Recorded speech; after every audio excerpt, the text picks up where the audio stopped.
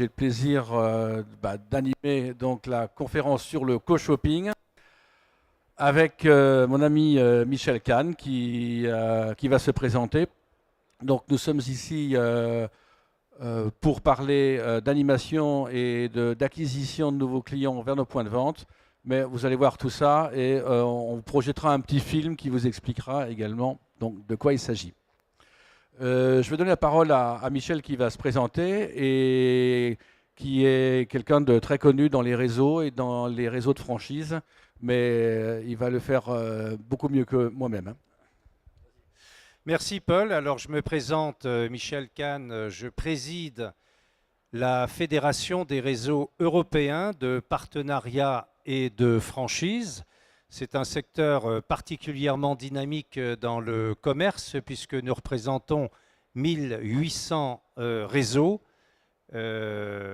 qui eux-mêmes couvrent 97 000 points de vente affiliés.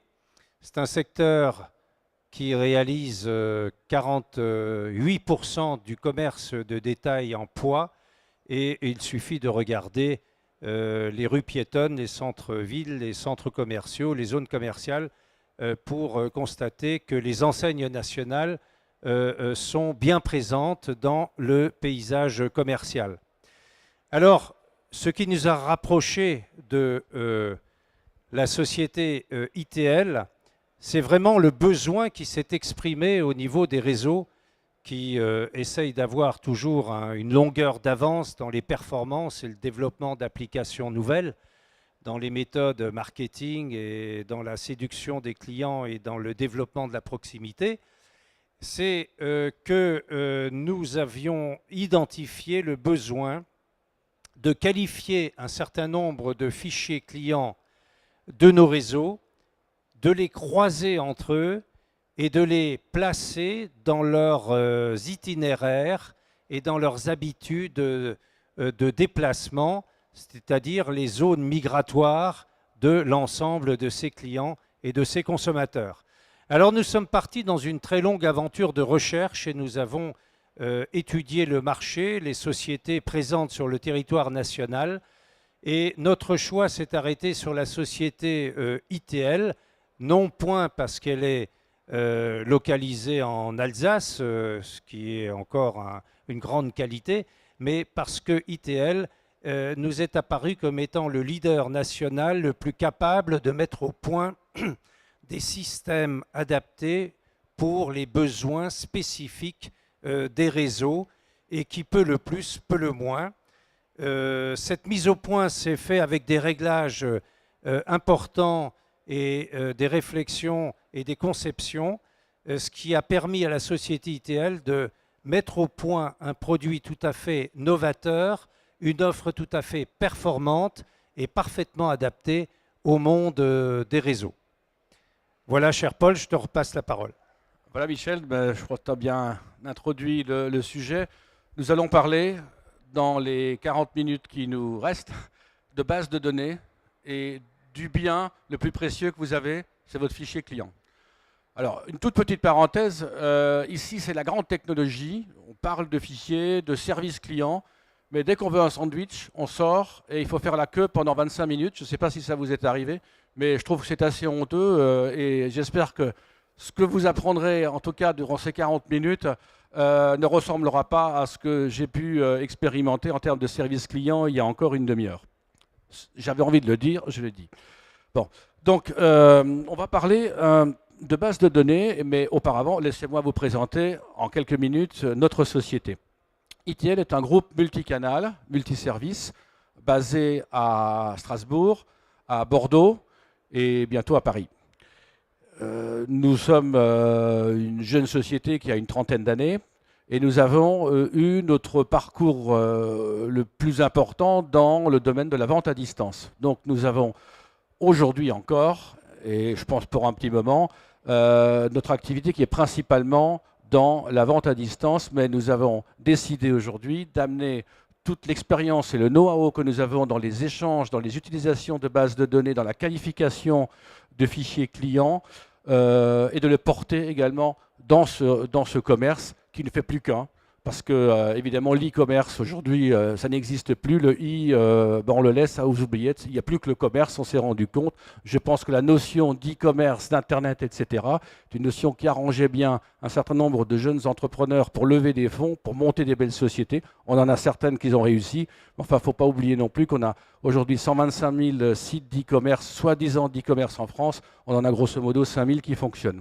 Par contre, ce qui fonctionne, c'est évidemment Internet et la décision d'achat, les points de contact avant l'achat, et ça c'est très très important.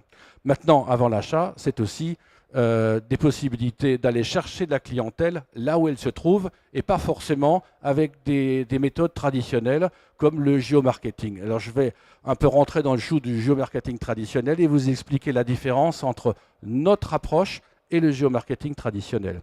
Donc, ITL, société d'informatique, nous avons 8 développeurs aujourd'hui spécialistes de bases de données, avec un logiciel qui s'appelle IBO, et qui est aujourd'hui en démonstration juste dans le stand à côté, si vous voulez aller avoir une démonstration.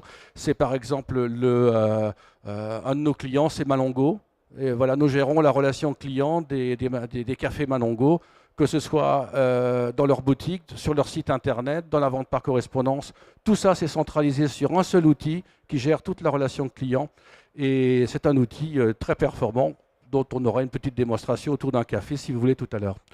Donc, pour la partie traitement de fichiers, avant même d'utiliser des bases de données de vos confrères ou d'utiliser les vôtres, il faut qu'elles soient propres, il faut qu'elles soient dédoublonnées, il faut qu'elles soient normes postales. Donc, nous avons ce type de prestation également que nous offrons, le traitement de data. Alors, soit en hébergement, soit tout simplement en régie. Vous confiez le fichier, on vous le rend totalement nettoyé, totalement propre, avec en prime quelques statistiques très intéressantes qui vous ouvriront peut-être les yeux sur qui sont vraiment vos clients. Et pour la dernière partie, peut-être celle qui est la plus ésotérique, la location d'adresse. Alors aujourd'hui, dans le domaine du commerce de réseau, c'est quelque chose de pas courant. On en a quelques-uns, on va vous en montrer. On a des très belles enseignes qui mettent leurs fichiers à disposition, mais souvent pour des opérations très protégées, parce que on a l'impression qu'on sort une partie de soi-même quand on sort son fichier client. Or, le fichier client, c'est ni plus ni moins que la représentation ou l'accomplissement d'un certain nombre de ventes qui se sont faites et c'est le reflet en fait de votre zone commerciale ou de votre galerie marchande ou de votre rue piétonne. Ça se traduit en quoi? En nom, en information d'achat, etc. Donc, comment appliquer les méthodes gagnantes de la vente à distance aux commerçants réseau? Plutôt que de vous faire un long discours, je vous propose de voir un petit film qui vous démontre donc en 2 minutes le concept de base de notre produit, le co-shopping.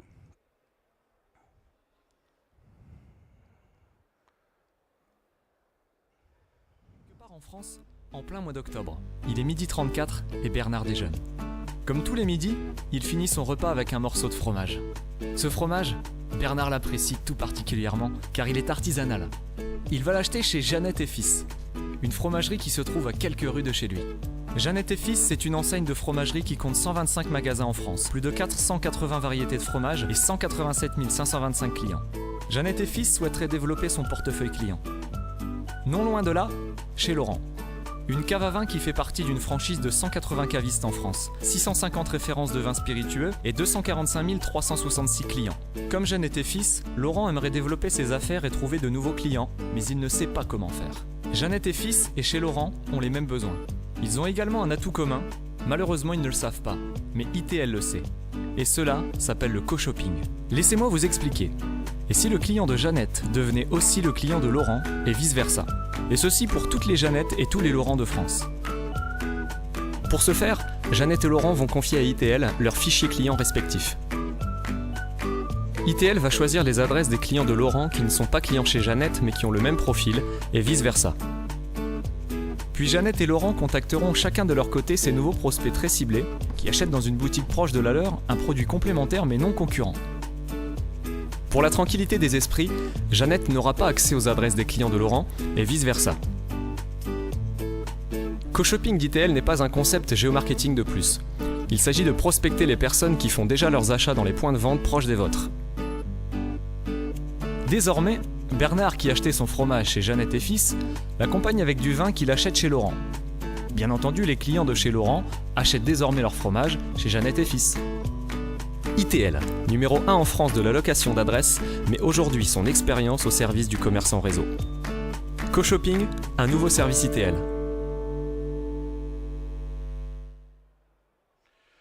Voilà, donc évidemment, l'exemple du fromage et du vin, ce sont deux choses qui se marient très bien. Mais on aurait très bien pu, par exemple, mettre en scène un confection homme et des chaussures pour hommes, un bijoutier avec un parfumeur, quelqu'un qui vend des fauteuils de relaxation ou des fauteuils de détente pour personnes âgées, et un magasin de confection textile qui cible la même clientèle, un magasin d'articles de sport et un réseau de fitness, ou encore un autre exemple dont je vais vous parler, un éditeur qui a 200 boutiques aujourd'hui en France et qui connaît tous les goûts de lecture de ses 3 millions de clientes ou de lectrices. Et donc, il sait détecter à quel moment elle a envie de perdre un peu de poids. Et à ce moment-là, ça pourrait intéresser un réseau de fitness ou de diététique. Voilà. Donc, l'exemple, vous l'avez compris, c'est qu'à un moment donné, vous avez, vous, un trésor de guerre qui est votre base de données client. Cette base de données client, elle vous sert évidemment à faire des opérations de fidélisation, de CRM, comme on dit aujourd'hui. Et on oublie souvent que ça peut être également, et que ça doit être également, un outil, un formidable outil d'acquisition et de permettre à des confrères de la même implantation géographique pour pouvoir accéder aux clients. Donc la grande différence avec le géomarketing classique qui cible l'adresse du consommateur, ici on va cibler l'achat du consommateur, on va cibler l'endroit où le consommateur aura fait son achat avec les mêmes critères en termes de récence, de fréquence et de montant de commande. Donc ce sont des données de base que vous devez aujourd'hui posséder dans votre fichier client et qui doivent également servir en fait à vos partenaires. Alors la première question qu'on peut se poser, c'est: ma base de données est-elle propre? Est-elle à jour? Bon, dans les bases de données, vous avez aujourd'hui un certain nombre d'éléments, mais on en voit souvent où vous avez des taux de 5, 10, 15% d'adresses en double. Donc la première des choses à faire quand on veut utiliser son fichier et surtout se servir en monnaie d'échange, il faut qu'on mette à notre disposition du partenaire un produit propre, donc déjà faire un audit de la base de données. C'est quelque chose qui est très simple. Vous fournissez un échantillon aléatoire de 1000 ou de 2000 adresses, par exemple. Vous prenez chaque première adresse de chaque code postal. Il y a 15 500 codes postaux en France. Je ne sais pas si votre fichier couvre tous les codes postaux, mais ça vous donnera au maximum un fichier de 15 500 adresses d'extraction qui sera le reflet de votre fichier. Vous le faites analyser et à partir de là, vous prenez la décision de faire un travail ou non de restructuration, de normalisation, de validation postale. C'est ce qu'on appelle la RNVP. Ensuite, il faut trouver les partenaires possibles et imaginables qui pourraient nous intéresser. Et c'est à ce moment-là que nous, on rentre en fait en jeu, puisqu'on va analyser en fait le profil type de votre client, de votre clientèle, et dans notre base de données de fichiers, donc dans notre tiroir, notre portefeuille de partenaires, on en a déjà un certain nombre. On va essayer d'affiner pour trouver quels sont les partenaires qui sont les plus proches de votre activité, tout en n'étant pas concurrents. Donc le principe, c'est si les clients des points de vente voisins devenaient aussi vos propres clients. Donc le principe, c'est aussi de la mutualisation des actions commerciales. Une petite anecdote, il y a quelques années, j'avais ouvert un commerce dans le 12e arrondissement de Paris, qui était un commerce de produits régionaux alimentaires alsaciens. Et j'ai assisté à une première réunion de l'association de commerçants du quartier, J'ai tenu un quart d'heure, j'ai claqué la porte et je suis sorti. Pourquoi? Parce que tout le monde voulait imposer ses idées et puis ça n'avançait pas. Je suis allé sonner, en fait, je suis rentré dans les boutiques voisines de la rue. C'est une toute petite rue, c'est la rue Marsoulan. Je ne sais pas si vous connaissez, près de la rue Picpus et la rue du Rendez-vous. Et on s'est mis à trois, et trois commerçants avec des horizons complètement différents. Donc il y avait un fil d'art, et il y avait un décorateur, et il y avait nous, donc la Cigogne Gourmande, produit d'Alsace. On a mis nos fichiers en commun. On n'avait pas beaucoup d'adresses à l'époque, mais on a fait un mailing. On n'a même pas mis d'enseigne sur l'enveloppe. On a mis 5, 7 et 9 rue Marsoulan. Et on a fait une opération où on a triplé le chiffre d'affaires sur un week-end qu'on a renouvelé régulièrement et qu'on a fait d'ailleurs également avec d'autres commerçants parce qu'ils ont eu vent de l'affaire. Et donc il y a un Interflora qui est venu et l'Interflora il est venu avec un énorme carton de chaussures plein d'adresses parce que c'est un des métiers dans lequel on récupère de l'adresse puisqu'on envoie des fleurs à des destinataires. Donc le mot mutualisation est quelque chose qui est très important de nos temps, de nos jours où chaque euro d'investissement est compté. Donc si on peut faire des opérations communes avec des partenaires touchant la même cible, faut les faire. Il faut les faire et puis il faut éviter à la limite d'investir dans des médias qui n'ont pas de vrai retour sur investissement et de le faire dans des opérations qui sont absolument contrôlables où le moindre euro investi peut être contrôlé en termes de retour. Donc là, je vous donne quelques exemples de fichiers qui sont d'ores et déjà disponibles à la location ou de partenaires possibles. Donc je vais vous prendre un exemple que tout le monde connaît, peut-être même qu'il y a des personnes de cette belle maison ici présente, France Loisirs. C'est une base de données qui fait plus de 3 millions d'adresses, donc il y a une partie aujourd'hui qui est liée à l'acte d'achat par correspondance du catalogue, donc en termes d'abonnement à des livres, et pour une grande partie, ce sont des acheteuses, des lectrices qui vont acheter les livres régulièrement dans les boutiques. Alors, France Loisirs a surtout une base de données très très intéressante. Alors un exemple concret, nous avons détecté sur les campagnes de France Loisirs au printemps, quand ils vendent les livres de Weight Watcher et d'un certain nombre de médecins nutritionnistes qui sont très en vogue en ce moment, ils captent à ce moment-là dans leur campagne entre 80 000 et 90 000 clientes, lectrices, de livres sur le fitness. Bon, cette population de 90 000, elle est répartie sur le territoire français, puisque nous avons 200 boutiques France Loisirs. Par exemple, sur Lyon, on en a 33 807. Vous voyez, donc, on est en train de développer sur notre site un petit outil qui vous permettra de voir pour chaque fichier qui peut vous intéresser combien d'adresses vont se trouver. Mais là, attention, là, je fais de la géolocalisation pure et simple. Alors notre procédé, c'est d'aller beaucoup plus loin. C'est que dans ces 33 807 adresses, lesquelles vont m'intéresser. Donc je vais faire une requête chez France Loisirs et ils vont me dire, bon là-dedans, on va peut-être en trouver 6700 sur Lyon ou même seulement 1200 qui ont acheté un livre de la rubrique diététique. Mais sur l'ensemble du territoire national, je vais peut-être avoir 25 000 ou 30 000 adresses.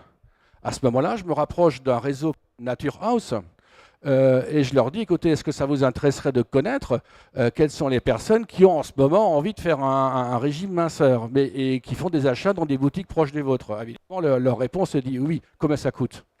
Et c'est là que derrière, nous, on va se mettre un petit peu en recul et on va dire, c'est à votre agence également, à vos communicants de mettre en œuvre les outils pour utiliser ces bases de données. Un autre exemple, et ça c'est une opération qu'on fait de longue date et qui marche très très bien, parce que la cible est vraiment pile poil, en fait homogène, c'est les boutiques Damar et les boutiques Everstyle. Je pense que vous connaissez ces marques, hein, donc bon, le profil de clientèle n'est pas trop dans la salle aujourd'hui, c'est plutôt des personnes âgées, bien que Damar vient de démarrer des textiles techniques, sport, qui touchent une clientèle beaucoup plus jeune. Mais là, on parle des boutiques Damar traditionnelles, hein, le fameux thermolactyle. Et donc, ça fait plusieurs années qu'on fait ces campagnes avec beaucoup de succès, qui consistent à envoyer dans les boutiques Damar les clients d'Everstyle et dans les boutiques d'Everstyle les d'Amar qui ne le sont pas encore. Donc, par exemple, sur Strasbourg, on dispose très, très facilement, bon, ça c'est une visualisation graphique, la distance entre les deux boutiques n'est pas très importante, elle est de l'ordre à peu près de quelques minutes à pied. Et le principe, c'est de faire ça sur l'ensemble des boutiques nationales, évidemment, puisque c'est quand même une technique de mass marketing. Donc, le faire sur une boutique ou deux, ça peut se faire peut-être. Vous n'avez peut-être pas besoin de nous. Il suffit d'aller chez le commerçant du coin. Par contre, si vous voulez faire l'opération sur un réseau national, bon, à ce moment-là, il faudra être en contact avec les chefs de réseau ou les têtes de réseau. Je ne sais pas s'il y en a parmi vous aujourd'hui, quoi. Alors, une fois qu'on a accès aux adresses, on peut communiquer de façon très différente. Si le fichier aujourd'hui ne vous met à disposition que l'adresse postale, bah, utilisons l'adresse postale. Si vous met à disposition l'adresse email, utilisation l'adresse email. Et pourquoi pas les deux, de faire du couplage et de faire des opérations qu'on appelle Early Bird ou Advanced Card, qui sont des techniques utilisées du jargon de la vente à distance, qui consistent à envoyer un premier message pour prévenir du message plus lourd qui va arriver, et ensuite d'envoyer un deuxième message par SMS ou par email pour confirmer le message et la prise en main du message qui est arrivé. Alors la prise en main, elle va être relativement légère hein, s'il s'agit d'une carte, ou plus lourde si c'est un message sous film, hein, comme ici vous avez une opération réalisée par Damar pour de la création de trafic dans des boutiques et qui utilise intégralement les techniques gagnantes et qui fonctionnent et qu'ils ont rodé depuis des années et des années dans la vente à distance. Il ne faut pas oublier que nous sommes aujourd'hui à un carrefour où le multicanal va se résumer en fait à des techniques qui vont se confondre, et que cette dichotomie qui existait entre l'e-commerce, entre la vente à distance, entre les réseaux, tous les personnes qui se sont précédées depuis ce matin, mon stand à côté, donc j'ai pu entendre ce qui s'est dit, c'est que tout le monde est d'accord qu'aujourd'hui, tout ça s'est fusionné, et il n'y a qu'un seul commerce qui existe et qui est tourné autour du service et de la relation client, qu'on oublie souvent. Alors on a beau faire toutes les techniques pour faire entrer les personnes dans les boutiques, et même si vous utilisez co-shopping et que vos vendeurs n'ont rien compris à la réception et au service client, vous aurez dépensé de l'argent pour rien, parce que l'acte d'achat, in fine, c'est quand même encore un sourire, une poignée de main et la reconnaissance du client. Mais la base de données peut vous aider énormément, ou peut aider énormément votre personnel, vos vendeurs à l'accueil. Un petit exemple également dans notre entreprise, j'ai équipé tous les PC de tous les collaborateurs d'un tout petit soft avec notre installateur téléphonique, pour qu'au moment où il y a un appel téléphonique, l'opératrice elle voit immédiatement qui c'est qui est au bout du fil. Bon, ça fait toujours très plaisir. Je dis, ah bonjour Monsieur Durand, comment ça va, quel temps il fait à Gaillac là? Ah, vous m'avez reconnu, ah, c'est génial, oui. Ah, bah oui, avec mon accent, c'est normal. Ouais, donc, et en fait, ça, c'est pas très compliqué à mettre en œuvre. Simplement, il faut que vous ayez, en fait, dans votre base de données, pris ce contact. Donc, jamais oublier d'enregistrer le moindre nom qui se présente à vous, quoi. Donc ça, les messages, après cette petite parenthèse, donc les messages peuvent être des messages plus lourds, des messages plus légers, des cartes, ou tout simplement des emails. Nous avons également dans notre groupe une société qui s'appelle Click et Site et qui s'est spécialisée aujourd'hui dans les newsletters, dans les emails, et qui monte des programmes d'email marketing et de fidélisation pour toutes sortes d'acteurs. Ça va du chauffage de l'itriche aux traiteurs du coin ou aux gens qui vendent des portails. Alors la grosse différence qu'il y a dans les acteurs, c'est le coût qu'on peut mettre dans l'acquisition d'un nouveau client. Alors un tout petit truc que vous pourrez faire chez vous en rentrant, souvent quand je pose la question combien vous coûte un nouveau client, très peu de personnes savent me répondre. Ils me disent ça dépend. Je dis ça dépend de quoi? Ah ben ça dépend de quelle campagne. Non, mais en moyenne, combien vous coûte un nouveau client? Alors, personne ne peut pas me répondre à cette question. Alors que c'est relativement simple, vous prenez le budget publicitaire annuel consacré à l'acquisition, tant soit peu que vous avez fait la différence entre l'acquisition, la fidélisation et la réactivation. À partir du moment où vous savez combien vous avez dépensé annuellement dans l'acquisition, ben vous prenez ce chiffre et vous le divisez par le nombre de nouveaux clients acquis dans l'année. C'est tout simple, c'est tout con, mais ça vous donne une référence. Ça vous donne un chiffre qui est à marquer en grand, en vert, en rouge, en tout ce que vous voulez, parce que c'est ce chiffre référence-là qui va vous dire cette campagne-là est mieux que ma moyenne, donc je vais la faire. Cette campagne-là est moins bien, et donc je vais éviter de le faire. Donc si demain vous me dites co-shopping, combien ça coûte, le problème n'est pas de vous répondre à la question combien ça coûte. Le problème, il est de vous dire, testez le concept et comparez l'acquisition, le coût d'acquisition d'un nouveau client avec le coût d'acquisition historique. Parce que, évidemment, aujourd'hui, la plupart des personnes, et peut-être celles qui ont quitté la salle, vont se dire « Oh, mais ça, c'est des vieilles techniques, c'est du papier, le papier, il est mort. » Il n'est pas si mort que ça, parce que, au contraire, le nombre de personnes qui délaissent peut-être aujourd'hui la technique papier ou qui ont tenté de délaisser la technique papier ont laissé la porte ouverte à ceux qui ont insisté. Il n'y a aucune chaîne de grande distribution qui a allégé, malgré tout ce qu'ils racontent. Hein, et il y en a certains qui commencent avec un L, qui ont fait des grandes pubs en disant nous, zéro papier, etc. Ce sont encore de loin les premiers annonceurs aujourd'hui papier en termes de catalogue dans les boîtes aux lettres. Donc le papier, il est de loin pas mort. Par contre il faut l'utiliser à bon escient. Aujourd'hui, faire ce qu'on appelle du toute boîte, ou avec certains de mes confrères, je ne vais pas les citer, mais enfin, ça fait partie d'une très très grande maison qui est spécialisée là-dedans, c'est bien. Mais si vous vendez des chaussures aujourd'hui à 600 ou à 700 € la paire, c'est peut-être pas la peine d'aller arroser tous les quartiers de votre ville. Par contre, si vous pouvez accéder au fichier de Capel, par exemple, qui est voilà, l'homme qui fait la confection pour les hommes grands et forts et qui ont un petit peu de portefeuille, c'est peut-être plus intéressant d'utiliser ce type d'outils que d'aller faire de la mitraillette ou de la Kalachnikov à tous azimuts, où vous allez faire beaucoup de dégâts collatéraux. Voilà. Donc, co-shopping, c'est choisir, voilà ce que je vous disais, des actions très ciblées et parfaitement mesurables en termes de retour sur investissement, en sachant qu'il faut avoir donc des outils de référence, le coût d'acquisition de votre nouveau client. Alors, pour calculer tout ça, pour enregistrer tout ça, pour gérer une base de données, il vous faut quelques connaissances, il vous faut des outils. Donc, je vais faire un peu de promo, on est quand même là aussi pour faire des affaires. Donc, IBO, c'est le logiciel dont je vous ai parlé, qui veut dire donc e-commerce back-office web, même si le mot e-commerce est un petit peu usé aujourd'hui, on aurait pu remplacer ça par shopping. C'est un outil qui vous permet aujourd'hui de gérer l'ensemble de votre problématique client, quel que soit le canal avec lequel vous allez le contacter ou le fidéliser.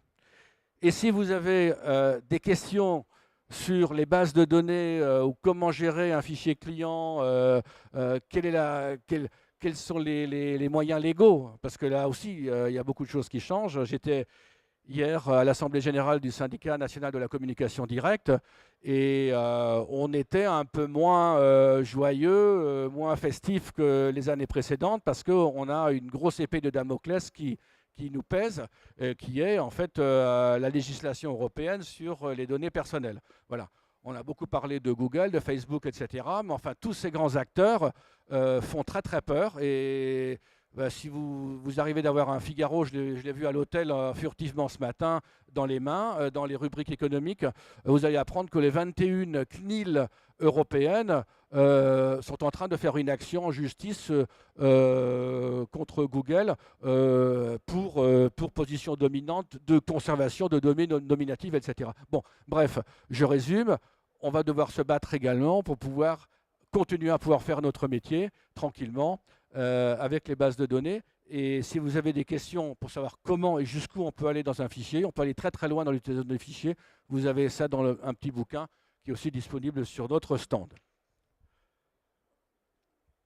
Qu'est-ce que je ne vous ai pas encore dit? Merci de votre attention. Oui, nous retrouver sur le stand. Mais il y a peut-être des questions ou il y a peut-être des réflexions que mon ami Michel, qui ont inspiré Michel sur ma présentation. Est-ce que j'étais bon ou pas? On m'a compris Cher Paul, tu étais excellent comme d'habitude, mais puisque tu me passes le ballon pour conclure, je suppose, avant de passer aux questions, s'il devait y en avoir, je voudrais dire que l'action co-shopping se met en marche dans les réseaux, puisque ce n'est pas un scoop, la proximité se développe et elle se développe de plus en plus. C'est la proximité de l'entreprise vers son client. Mais aujourd'hui, il y a une deuxième forme de proximité avec le développement de co-shopping, et cela, nous en sommes parfaitement conscients, c'est que les fichiers clients se rapprochent les uns des autres. C'est la proximité des groupes de consommateurs entre eux, finalement, co-shopping. C'est tout simplement de matérialiser ceux qui se ressemblent, ceux qui vont se rassembler dans la consommation plus fine, plus pertinente et mieux organisée encore. tu as tout à fait raison. Et moi, je prône également, à l'instar de ce qu'on peut entendre à droite et à gauche en termes d'environnement, de développement durable, je prône un marketing raisonné. Alors, c'est un terme, voilà, c'est beau de le dire, mais qu'est-ce que c'est qu'un marketing raisonné? Eh bien, c'est, à un moment donné, vous avez aujourd'hui une méga grande, ultime, enfin tout ce que vous voulez comme qualificatif, agence mondiale qui va vous dicter ce que vous devez faire en termes de communication. Je ne vais pas les citer, mais enfin, il y a 2 O au milieu, il y a un G au début, il y a un E à la fin. Bon, est-ce que nous voulons, nous, aujourd'hui, petit Frenchie, dépendre intégralement de ce type d'acteur? Alors que ce qui vous apporte comme information en termes d'achat, en termes de profil de client, vous pouvez l'avoir tout simplement en traversant la rue et en allant voir le commerçant d'en face. Bon, alors évidemment, les commerçants, ils n'ont peut-être pas envie de parler d'autre chose. Le soir, ils vont boire un coup, ils vont fumer leurs cigarettes, ils parlent des enfants, ils parlent du temps qu'il fait, etc. Mais ils devraient échanger également leurs problèmes entre commerçants. Parce qu'un commerçant, c'est un allié avant tout.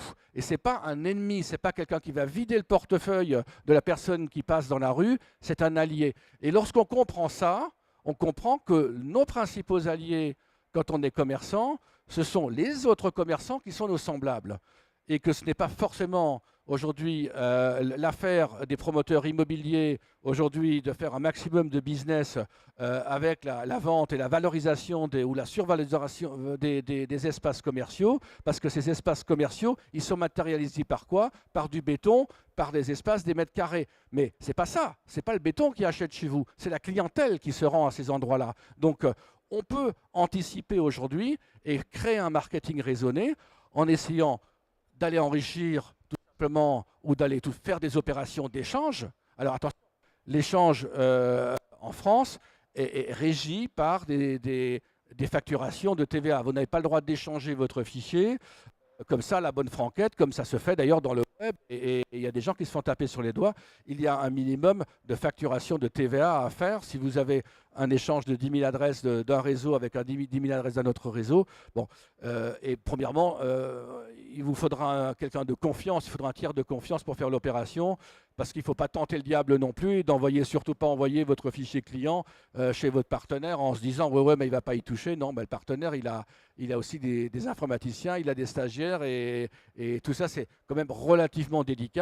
Mais notre société est là également pour mettre en place tout le process, toutes les procédures de sécurisation, de confidentialité, et de faire en sorte que les choses se passent dans les règles. Voilà.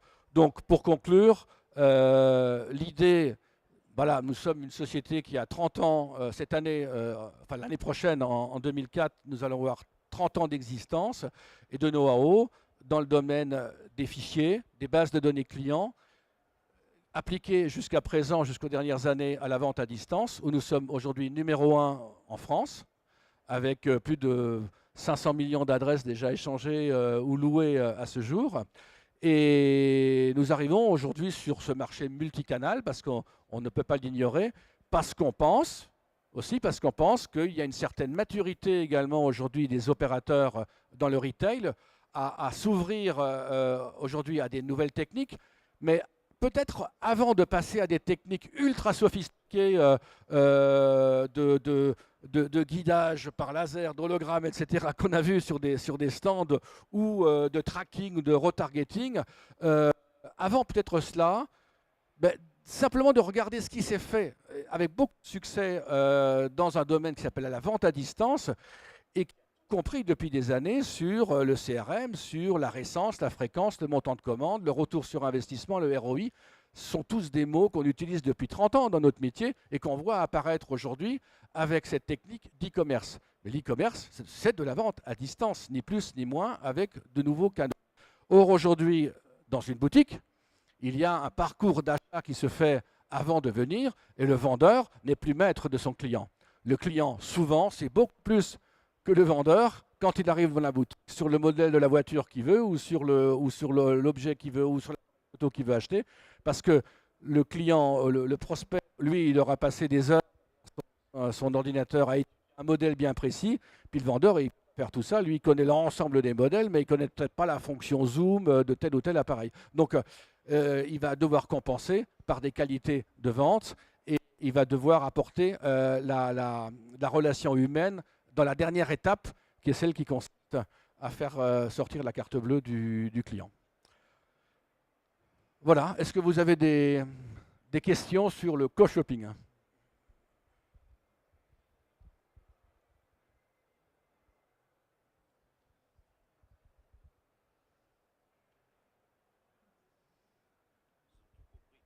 Vous avez tout compris ? On a 5 minutes, hein. Est-ce que vous avez, mais c'est moi qui vais vous poser des questions, est-ce que parmi vous, vous avez déjà fait ce type d'opération? Est-ce que vous pouvez, je ne sais pas, me citer un exemple d'opération où vous êtes déplacé chez un confrère ou dans un réseau confrère pour les solliciter et monter ce type d'opération, sur un plan local ou sur un plan national?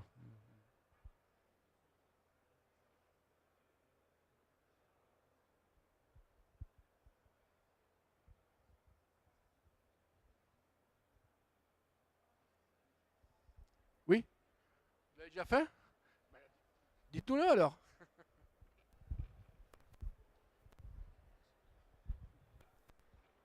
Bonjour, je suis Sabine Boulanger et je suis responsable du plan commercial Cyrillus. Donc Cyrillus, des vêtements. Cyrillus. Voilà. Oui, mais alors là, vous trichez parce que vous avez derrière vous On connaît bien. une Voilà. très grande machine qui connaît parfaitement ça. Donc, Voilà. mais voilà. Mais c'est le constat d'ailleurs qu'aujourd'hui, je ne vous ai pas cité, mais j'aurais pu citer Yves Rocher, j'aurais pu citer évidemment Damar, Eversteel, Etam, etc. Il y a énormément aussi des gens du Nord qui ont aujourd'hui bien compris comment ça fonctionne. Et quand on regarde, vous savez, quand on regarde, j'étais à cet endroit la semaine passée, il y avait le salon de la franchise. Mais l'une des franchises qui fonctionne le mieux, je ne sais pas s'ils sont tes clients, hein, mais c'est Yves Rocher. Bon, hein, Cyrillus, ils sont très bien placés aussi, quoi. Mais dans les franchisés qui fonctionnent le mieux aujourd'hui, vous avez quand même des gens qui viennent de la VAD. Donc, il n'y a pas de fumée sans feu. Il y a une réflexion aujourd'hui qui se fait. Et souvent, l'utilisation des bases de données peut se faire dans des domaines où on ne penserait pas le faire. J'ai discuté à l'issue de la belle soirée qu'organise l'IREF chaque année, qui est le trophée du meilleur franchisé de France. J'ai discuté avec le bistrot du Boucher, qui me disait, nous c'est simple, on veut devenir les premiers restaurants multicanal. Alors j'ai dit, expliquez-moi un petit peu. Il me dit, c'est simple, voilà, nos restaurants sont des restaurants, mais ça va devenir bien plus que des restaurants, ça va devenir des points de vente, des points de contact pour les personnes qui veulent de la viande authentique. Et donc nous allons être des relais. Vous allez pouvoir commander votre viande du Charolais ou en l'occurrence de l'Aïol de l'Aveyron, et vous allez pouvoir le chercher chez nous dans le restaurant, que vous venez consommer ou pas. Mais ce sont les frigos du restaurant, ce sont le personnel du restaurant qui va réceptionner, qui va conditionner et qui va faire en sorte que vous avez un produit de première fraîcheur. Donc on voit bien qu'aujourd'hui, avant on avait le boucher, on avait le restaurateur et on avait Chronopost qui livrait. Aujourd'hui tout ça c'est confondu et la logistique est devenue également au centre du problème, quoi. Voilà, moi je crois que on a fait un petit tour d'horizon. Merci Michel. Voilà, alors bon salon encore à tout le monde. Et puis si vous avez des questions complémentaires, on est juste derrière, hein, stand du co-shopping.